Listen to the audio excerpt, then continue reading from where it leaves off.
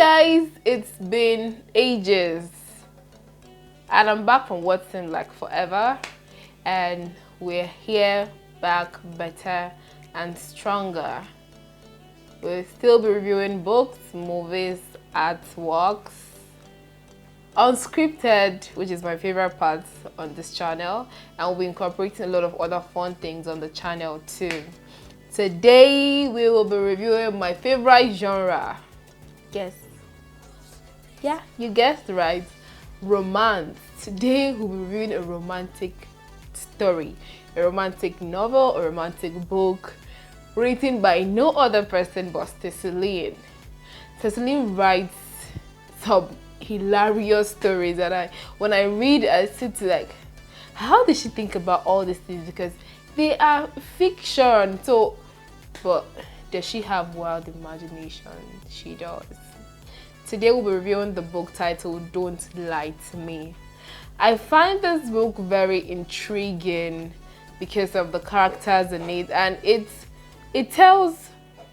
a story you can relate to, really, you know, because it happens in everyday love stories.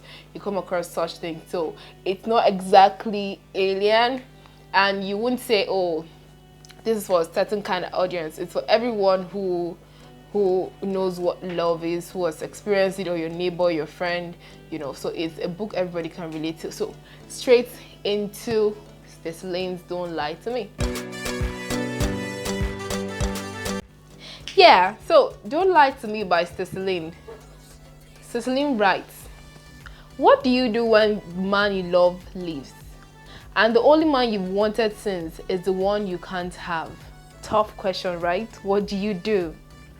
When Emma's first love walked away after learning she was pregnant, she was forced to pick up the pieces of her life, reevaluate her priorities, and change the course of her dreams, all for the sake of her son, who became the only one who mattered. Everyone would do this for their child. So it's, when I say it's something you can relate to, you can totally relate. It also meant taking a job with Jack Macmillan, powerful, sexy, controlled, and CEO of Macmillan Holdings. Emma had spent the last several years keeping her dreams and fantasies of Jack to herself. But one night and one encounter changed everything. Everything. Once the walls between them are dropped and the truth is laid bare, will Jack and Emma's new relationship be able to survive? Will it? When they are forced to confront their past, will they learn to finally put their trust in someone else? Or will the lies that are told destroy them both? Are you ready to get into this book with me? I am so ready. So this book has a number of characters, and here on my notes, the main characters are Emma, Marcy, Logan, Jack, Tate, Dean, and the minor characters are Brian, Marcus, and Senator Whitmore. So for me, the main character in this book will be Emma, who was a law student in the university. She was classmates with Marcy and Marcus. Marcus was Emma's first love. He was the love of her life at the time, and they were in love with each other until Emma got pregnant.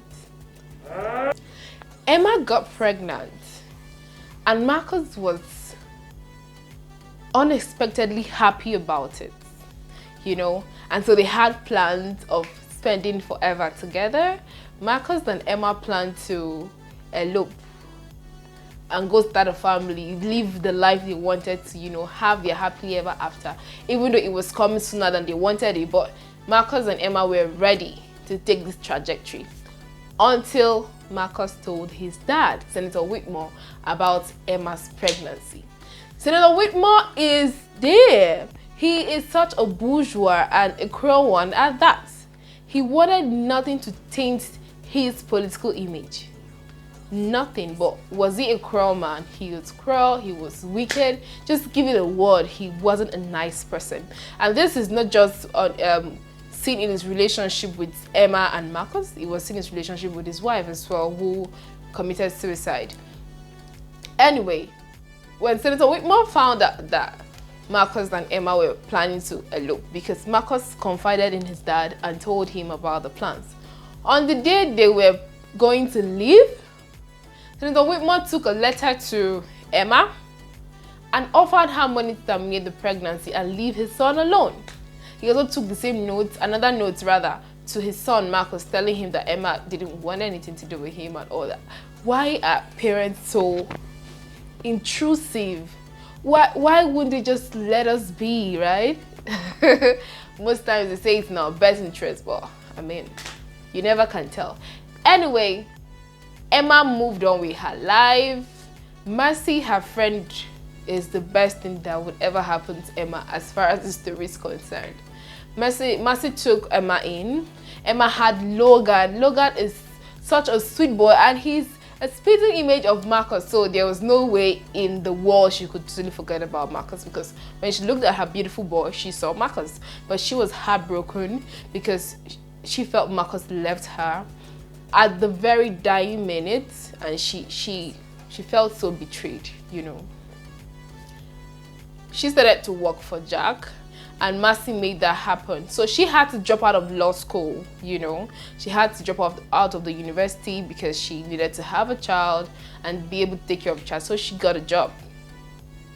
Mercy helped her get a job at Jack's company, Macmillan Holding. Jack is this, you heard what I read. He's sexy, controlling, dominant. He's just like the spec. He's a go-getter. He is the CEO of Macmillan Holdings, and he had everything under absolute control. Jack was the man of Emma's dream. Yeah, he was the man of Emma's dream. Guys, what would you do if you were working for Jack? Would you be like Emma? Would you contain your feelings, bottle them up, and keep walking? Or would you just walk up to Jack and say, oh Jack, this is how I feel about you, and I don't care if you fire me, but I just need to tell you this is how I feel about you. I don't know how many people will lose their job because they want to profess love or confess their feelings to their bosses or their employees. Well, Emma did not. Well, unknown to both of them, they were silently falling deeper and deeper and deeper and deeper and deeper and deeper in love with each other until, Emma was going out on a date. So Mercy is in the habit of putting Emma up on blind dates while Emma schedules dates for Jack. So Jack is the kind of elite, the rich guy that doesn't go out with a lady more than 3 times. After the 3rd date, he would never see the same lady again. So Emma knew the routine, and she thought this man would never be interested in her. This is not the kind of man she wants, although she's so attracted to him. But the kind of ladies he went out with, the model-like ladies, you know, the figure 8, the bottle of Coke shape, you know. And Emma wasn't that. Emma was just his personal assistant or his household staff, because she does she pays his house bills, she does his cooking, so she was more like a house staff for him, you know. So knowing all this backstory of what happens in Jack's life, Emma wasn't ready to fit in those shoes, so she would rather just, you know, let Mercy mess with her dating life. So Mercy was always setting her up for blind date, and on this very day she was going to go out with Dean. And so she told Jack, oh, I'm going to have a date. And Jack also had a date, which Emma set up for him. But instead of going on the dates, what did Jack do? Stalker, stalker, stalker, stalker. Jack was stalking Emma. Jack followed Emma to the diner where she went to meet Dean. And as soon as it was, when Emma met Dean, they felt like kindred spirits, you know. Their brother zoned and sister zoned each other immediately. Well, it's mutual, so there's no problem. They were kindred spirit, and they didn't feel anything romantic, sexual, erotic towards each other. It was more filial than any other thing, and they both had an understanding. But when when Jack saw Dean hugging Emma and giving her a peck on the cheek, he lost it. He lost his mind, you know. He had to, oh, he came into the picture, and that was how it started. Before you'd know it, these people were already in love. Fast forward to when Marcus, Emma's first love, resurfaced.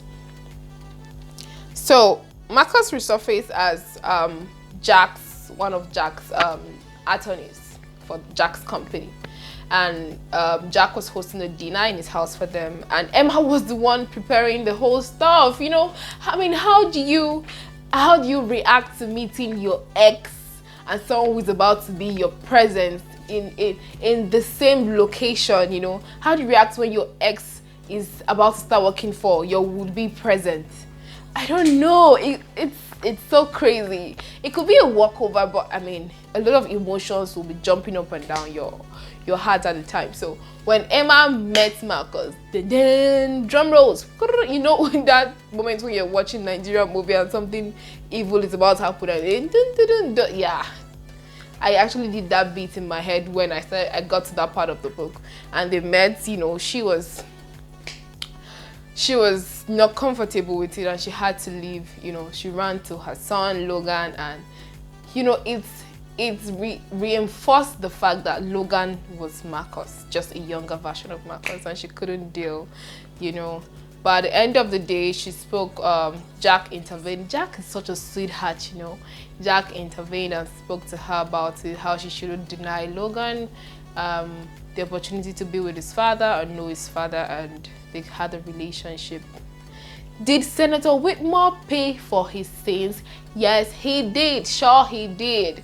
But you have to find out how he paid for his sins from reading the book. You can find Stacey Lynn's Don't Lie to Me on any book. That's actually where I read it from. Any books app is available on Google Play Store. It's paid for, but it's yearly and it's really cheap. It's really cheap. So you pay for any books and you have access to as many books as possible. Thank you guys for staying with me. I hope this 11 minutes was worth your time and it was fun for you to listen to. Like, comment, subscribe, share. Once again and always, I am Mikey and I'm happy to be here again. Bye.